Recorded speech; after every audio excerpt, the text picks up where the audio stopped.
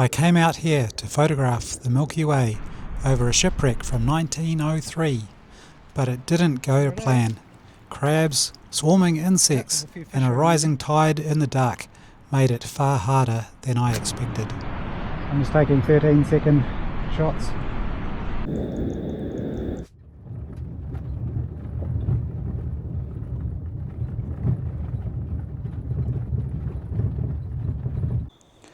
Hi everyone, Brendan here. I'm here at Timaru Road at the Gairloch wreck, or about to head down to it. The sign there behind me. So yeah, the mountains over there, it's a bit cloudy today. So it's been about a week since I was here at night time and managed to photograph it, so I'll share those photos with you later on. Don't have much time before the tide comes in too much, so I'm going to start heading down to the beach now. But there's the sign for the Gairloch wreck, the information sign. So yeah, I'll start heading down now and hopefully can get there. Oh yep, yeah, I can see it over there in the distance. If I zoom in a bit, you might just be able to see it too, over there. So it's actually private property to get down through here, but you are allowed through. Although it says paddock closed because of disrespect. I was here. Oh, there's a. My understanding is that you can't drive through. It says walking access to Weld Road. There's actually a gate here too. Didn't even see that when I came through the other day. Last week.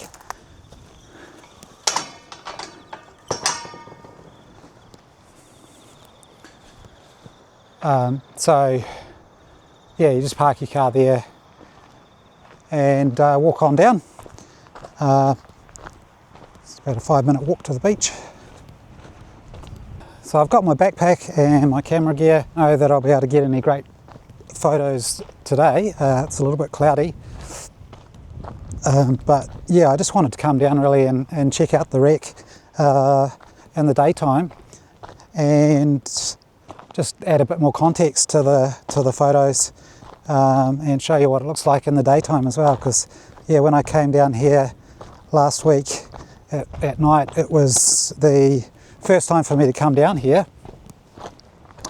and yeah, I didn't film this track that I'm walking along now, and yeah, I wasn't even sure whether I was going to be able to find the wreck or whether it was, whether I was going to be too late in terms of the tide, because yeah, you do need to come here at low tide.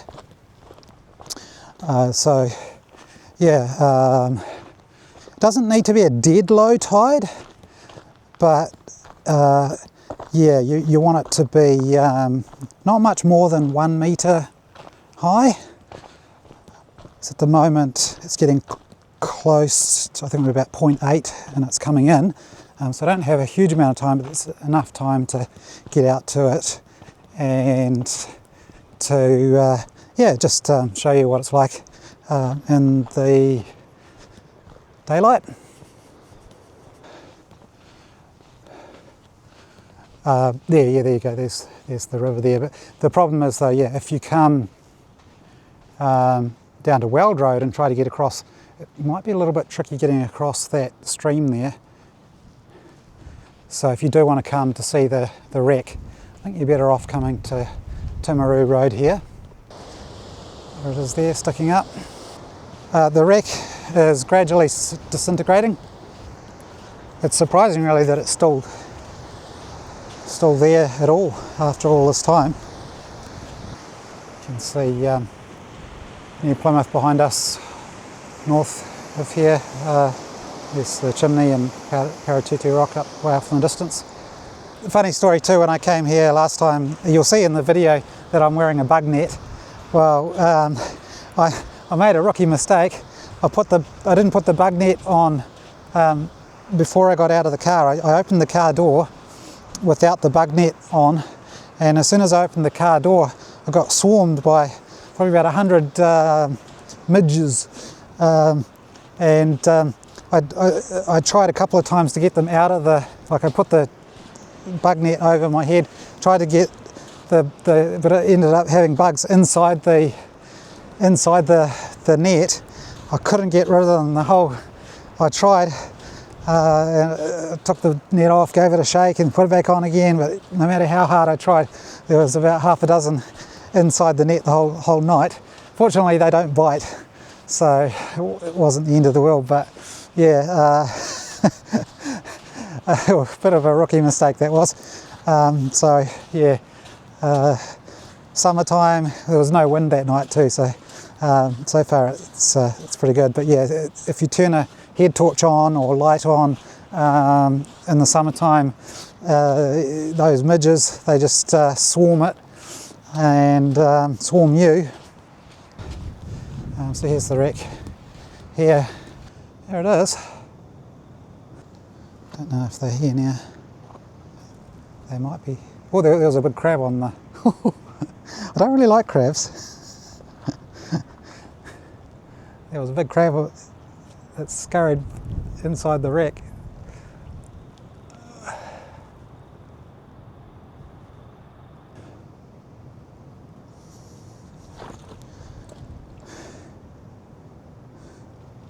So yeah, it's just the front part and a little bit of the side. The back's all disintegrated and disappeared.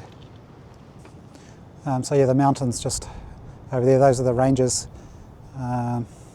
Kaitaki ranges in the distance over there, and the mountain would be showing if it wasn't for the cloud.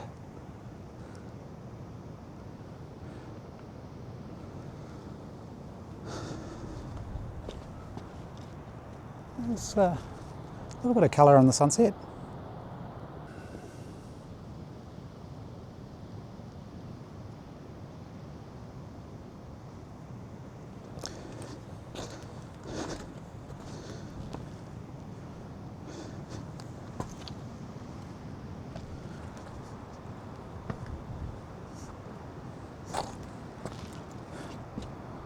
So there's the bow, and way over, where is it? Over there is the stern. I'm trying to show you some of these crabs. Hello, Mr. Crab.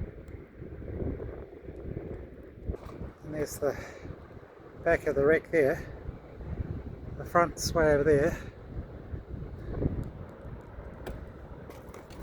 Maybe 10 or 15 metres back.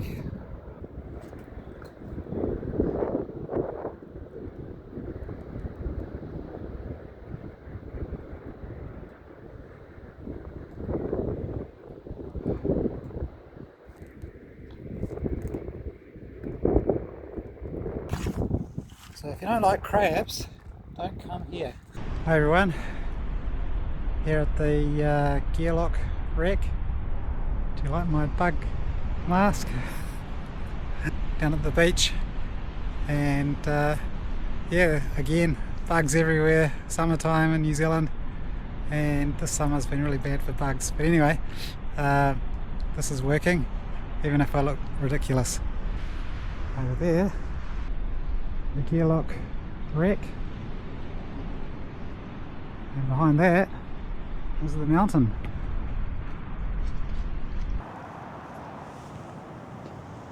Take a photo now. And there it is. Take you for a bit of a tour as well. There it is.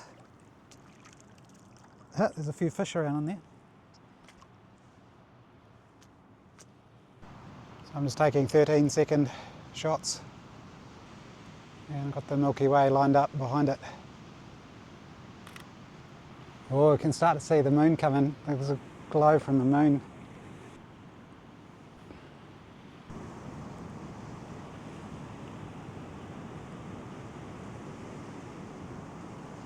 Looking great.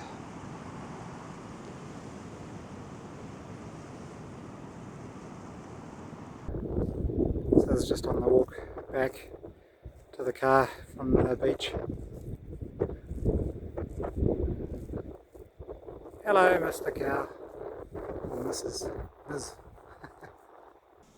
I'm back home at my place, and I just wanted to show you some of the editing process for the photos that I got at the Gairloch wreck the other night. So yeah, there's my computer. Right, so here we are in Lightroom Classic, and this is one of the shots that I got, taken at 11:10 p.m. So settings there are ISO 6400, 28mm lens, f2.2 and 13 seconds. So this is the lens that is my main go-to for astrophotography, the Sigma 28mm f1.4 Sigma Art. Amazing lens, especially for astrophotography. Really sharp from corner to corner, even wide open. It's not perfect. There is no perfect lens, but yeah, it's one of the best lenses for astrophotography. My camera, my main camera, is the Canon EOS R, which I've actually got Astro modified. So that was the camera that I was using. Before I go into the Lightroom photos, the first step really was looking at the tides. So yeah, figuring out when the tide was going to be low enough. So yeah, I'd worked out that on that particular night it was going to be a low tide at 9:15 p.m. So yeah, and then the other thing that I do with the planning is I use this Planet Pro app. So yeah, similar to, there's another one called Photo Pills, which I do use as well, but I find that this one is better and easier for my planning. If I remember correctly, it was about $10 or something like that. So yeah, and that helps you with planning for the locations. I'll show you some of the screenshots. So yeah, you just put the pin zoomed in on where you're going to have your camera set up, and then for a lot of my shots the mountain is in the scene, and I'm facing in that direction, so I put the scene pin at the top of Mount Taranaki, put in the day and month and year and the time that you're wanting to take the photo. This one's just zoomed in on the location of the Gairloch wreck, and this one at 10:45 p.m. on that night, that was the location of the Milky Way according to the plan, and then as you see in the real photos, that was where it was exactly. And then at 11 o'clock you can see it's moved a bit closer to the peak of the mountain. I've got the focal length set to 28mm there, and you can set it to portrait or landscape orientation to give you a preview. So yeah, and then actually on location you can see the Milky Way in that position, exactly the same as the plan was showing it would be. This is a single shot, as I was saying. My lens can shoot at f1.4, but I found that f2 or f2.2 it's just a little bit sharper in the corners in terms of the stars. So if I zoom in, you can see a little bit of noise at 13 seconds at those settings, but not too bad. It's a few satellite trails there. That's at 100% zoom. That's at 200% zoom. See a little bit of trailing in the stars, and a little bit of aberration in the corners. Not too bad though, at all really, for an untracked shot. Yeah, heaps of detail. A little bit of noise. So to overcome that problem, I've taken 1, 2, 3, 4, 5, 6 shots of the sky,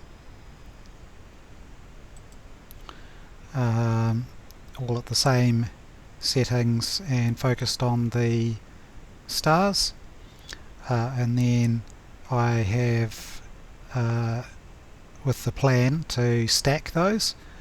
If I'd had more time, I would have used my star tracker to track the sky, but I was running out of time because the moon was coming up at about 11:15.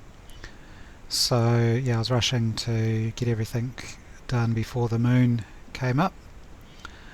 And then I took, so these are focused on the stars and the mountain focused at infinity, and then I did do just a tiny little bit of a correction on this. Got dehaze 11, clarity 10, shadows up 22, highlights down 6, and a tiny little bit of correction to the white balance, and then applied those settings to all of the sky photos, and then I took one photo that I have focused on the foreground, and you'll see if I zoom in on the stars, they're a little bit out of focus, but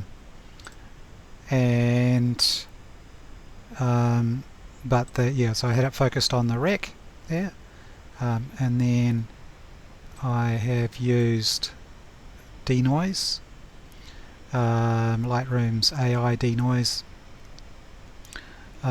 to improve the to clean it up, and it's done a pretty good job. If I take off the denoise, you can show how bad it was without the AI denoise, and then with the denoise turned on at the default of 50%. It's done an amazing job, and it does improve the raw details slightly as well. And then I have edited this image, increased the exposure quite a bit, highlights down, shadows up, clarity quite a bit at 55, and dehaze at 51, a little bit of vibrance added, and then I've exported that one as my image to use for the foreground, and then exported the 6 shots for the sky, and the sky shots I have it's been 7 shots that I did for the sky. I've put them into Sequitur, and this software does a great job of stacking and cleaning up. So you just got to make a mask for the sky and turn on the right settings there, freeze the ground. I won't go into exactly how to do that. There are other videos that go into that. But yeah, you just run that. It only takes a few seconds to give you a single stacked image. That's the single stacked sky image before I've made any adjustments to it, and it's done a great job of aligning everything. I could have just used this whole image for the sky and not worried about blending in the foreground, but the foreground would have been just slightly out of focus, so I wanted the foreground to be in better focus on the wreck. So this is the final image. You can see I've got a lot of layers in Photoshop. These are all the layers and adjustments that I've made, and I'll just turn off the foreground on there. There you go, so there's the original foreground, and I've just, because of a thing called focus breathing, when you change the focus, even if you keep all the other settings the same, the especially the difference between the sky and the foreground is just enough to make it not perfectly line up. So I've edited out this part here using the clone stamp tool and just tidied that up so that it's invisible when the foreground layer goes on top of it. And yeah, just brightened up the foreground a little bit. With the stars, I added a star, made a few adjustments to the stars where I've just brightened up the Southern Cross stars and the pointers and a couple of other stars, just made them a little bit brighter using a star mask overlay where where I duplicate the stars. Yeah, there we go. So I'll just turn those stars off so you can see a bit better what's going on. There we go. So yeah, so I've used I have used Astro's star removal tool to where are we? So filter Astro. I've used noise exterminator to reduce the noise and star exterminator to remove the stars, and then edited it just makes it easier to edit this sky without the stars, and then you add the stars back in later. Yeah, it just makes it easier to do the editing that way. You don't have to do that, but yeah, I find it's a good way to do it. Lots of layers, just where I've edited the brightness, colour balance. On this particular night there was quite a bit of, well, there was a bit of green air glow, which I didn't totally like the look of, so I just reduced that green a little bit. Still got a bit of it there, but just reduced a bit of it. Tried to get it a bit more neutral, especially in the upper part of the sky. So yeah, that's the finished image. I do use this histogram as well, just to help me with trying to get the brightness right, and then I also export the image, and before I put it on social media I look at it on my phone just to give another reference point for how it's going to look on a phone, in terms of, especially in terms of the brightness, because on my computer screen I've got the brightness a little bit brighter than an average phone screen, just to help with the editing process. So yeah, there you go. It's not a full breakdown of the editing process. If you want to see more of a full breakdown of how I edit things for the next image, let me know in the comments. And yeah, this is the first time for me to do this on my main computer, show the editing, a bit more of the behind the scenes process, a bit of a longer video. I know that yeah, some people will find it helpful and interesting just to see all of the work that goes in. So yeah, my Facebook page is gradually getting more and more reach, so that's good. And hopefully my YouTube channel can get more reach too. Anyway, I think I'll leave it there, but yeah, thanks for watching, and if you haven't already subscribed to my YouTube channel, if you could subscribe, that'd be great, and yeah, give the video a like and leave a comment. It's all appreciated, and I do try and reply to all the comments. So yeah, look forward to hearing from you, and thanks for watching. See ya.